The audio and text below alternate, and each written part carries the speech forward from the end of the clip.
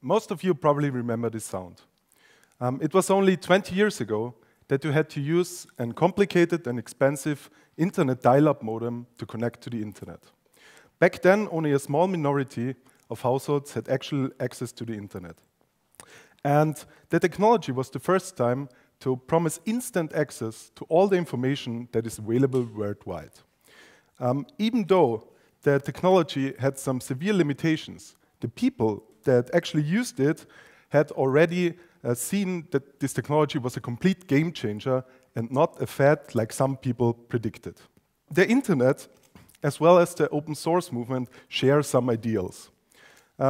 Especially the community-driven approach to development, improving and sharing is very important. And today, a world without open source software would be unthinkable.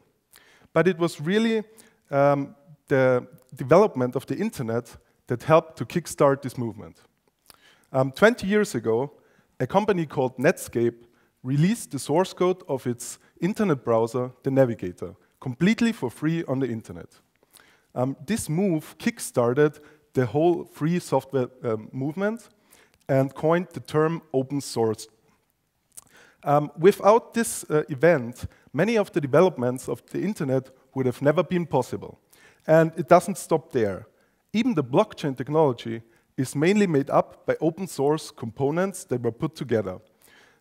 It starts from the networking code to the encryption algorithm, all the way to the hashing algorithm. And I think that the blockchain technology would have likely never been invented without the open source movement. Today, access to the internet is so important that the United Nations are actually thinking about adding the right to internet access to the Human Rights Charter. The way we consume and search for information has drastically changed in the past years. Everyone on the world that has internet access now has the same access to information as everybody else. Projects like Wikipedia, where 34 million people can commit their information to the database, would have been unthinkable without the internet. And the way we communicate has also drastically changed. At first with email, then with instant messaging, and now with social media, the communities can now organize themselves and achieve amazing things. Events like the Arabic Revolution would have been impossible without social media. And also other platforms, for example, change.org, provide an amazing platform for people all over the globe to submit a petition to mobilize their supporters for their cause. Over 200 million people have already participated in this platform. And it was 10 years ago that the world was already more interconnected than it has ever been. But which would be a good thing, but in the financial industry, this interconnectedness nearly led to a complete financial meltdown. And it was exactly in this environment that a guy called Satoshi Nakamoto invented the blockchain technology and its first application, Bitcoin. What this technology sought to do was to revolutionize the way that trust was involved in our everyday lives. Today, we have to trust companies to keep our data safe. We have to trust banks to keep our money safe. We have to trust the government to keep our records safe. And this technology, for the first time, wanted to remove the way the trust is implemented. And by doing so, they also, in many cases, removed the middleman. Bitcoin was the first implementation of this technology, and it has since revolutionized the way we think about how money, currency, and store of value will be implemented in the future. And this is really only the first step of this technology, and many areas will follow suit. Currently, there is a flood of young developers that are actually starting projects in this space, and they all share one common vision. They want to improve the world with this technology. And the speed at which they are doing this is amazing. For example, 1 month in the blockchain world is comparable to the developments of 12 months into traditional industries. And because of this, there's thousands of projects already being developed in this industry, and it's very hard to keep track of all of them, so I will just give you a short overview of a few of them. The project called SIA wants to revolutionize the way data is stored. Instead of moving data into the cloud, they want to provide a decentralized network where data can be stored. You can think about this like the Uber for data storage. And the amazing thing is that they managed to do this at a cost that is lower than, for example, Dropbox. Another project that I'm very passionate about is the decentralized land registries. Currently, there is a major problem with those registries because in countries that have a very high corruption rate, those entries are often manipulated. And the blockchain-based service in this area can provide a completely transparent entry of data that can be audited by everyone in the world. There's already a few countries thinking about doing that, many in Central Africa, but also Sweden and Estonia are working on this, mainly for efficiency reasons. And Estonia especially is very known for being innovative in their governance. They already implemented a digital ID and online voting for their citizens, and they are now moving forward as one of the first countries in the world to issue their own cryptocurrency. It's called the Estcoin.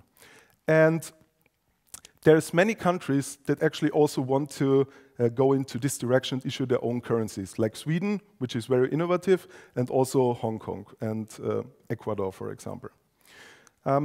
One aspect of blockchain is called digital assets, where you can actually have decentralized tokens on the blockchain. And in the last years, this became very popular. I'm sure most of you have heard the term ICOs, initial coin offerings. And this technology is being used for decentrally crowdfunding money for blockchain products. But I think the more important use case for this technology is actually something like a digital IPO, where companies all around the world can issue their shares and bonds on the blockchain at a very low cost.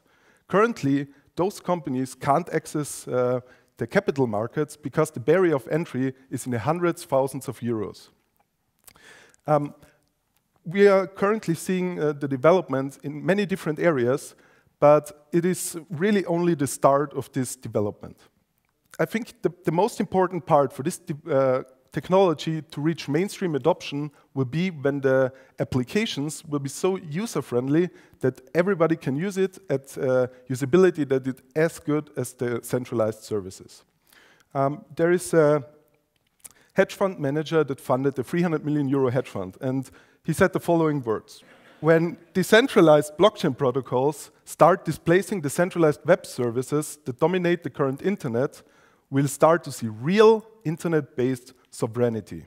The future internet will be decentralized. And with this, I very much agree. And I think that all the services that currently are dominating the internet will be challenged by decentralization. And in 10 years, the blockchain technology will be so ingrained into our everyday lives that we will not even think about blockchain when we will be using it. Much like applications today that use the internet, we don't even think or make this connection that they are connected. In the future, if you want to send money to your friends, for example, using a smartphone, the payment will most likely be settled using a blockchain, without you or your friend even noticing it. If you are surfing the internet, your browser will automatically handle all the payments that are done to the content creators and also to block ads, completely automatically and trust-free settled using a blockchain-based system. If you're waiting for the next election, you don't need to go to a voting booth because you can just use your smartphone that is actually a blockchain-based voting mechanism that anonymizes your vote and stores it on the blockchain completely transparently and can be audited from everyone in the world. So there will be no more cries for manipulation. If you are voting in those elections, the governments of your country can actually reward you with the currencies that they have issued. I expect a flood of countries to issue their own cryptocurrencies, and there will be a need to distribute those coins to the public. Personally, I think that in the next 10 years, there will be not a single area of the internet that will not be affected or challenged by decentralization. Let's recap. the internet was intended to be open and egalitarian.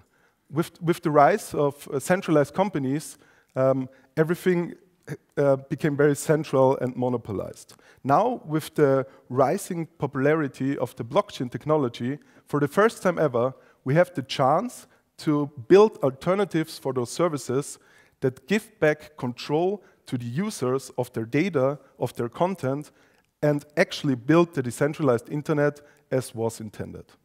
Thank you.